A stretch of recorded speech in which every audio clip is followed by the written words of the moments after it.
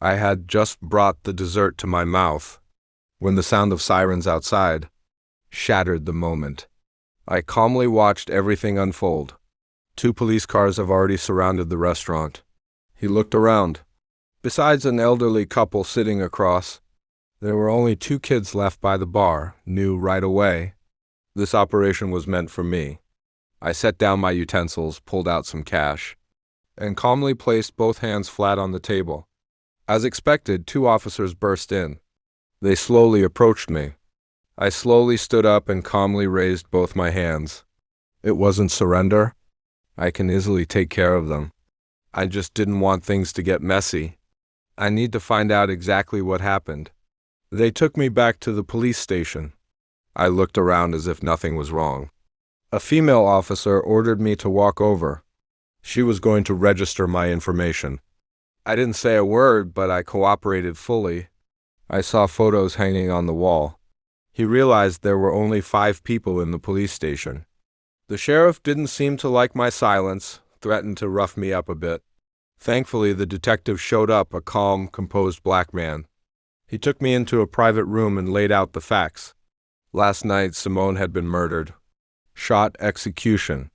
Style in the back of the head with 2 9,905 grain bullets. The shooter took the shell casings, but the body had been brutally beaten afterward.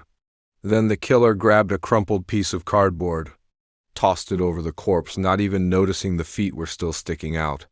This morning, someone saw me walking near the crime scene. I stayed quiet for a long time and finally spoke. I didn't kill anyone, at least not recently. Then I broke the case down. This wasn't the work of one person, there were 3. The first, a skilled shooter, careful, precise, used a silencer, took the shells. The second, unhinged, beating a dead body like that. Only someone mentally unstable would do it. The third, scared and sloppy, tried to hide the body, but left the damn feet sticking out. The detective agreed with my theory, but he still suspected why I had been at the scene. I told him the truth. I had just arrived by long-distance bus. He came to this town to pay respects to a blind blues singer I admired. All I had on me was a toothbrush, a French military medal, and $200.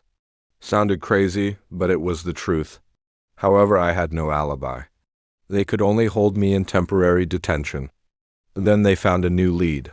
In the dead man's shoe, they found a piece of paper, a phone number. The lead led them to a man named Paul. He is a banker. At first, Paul stayed calm through it all. He pretended he didn't know anything, and he denied everything until he looked out the window and saw a black car parked outside.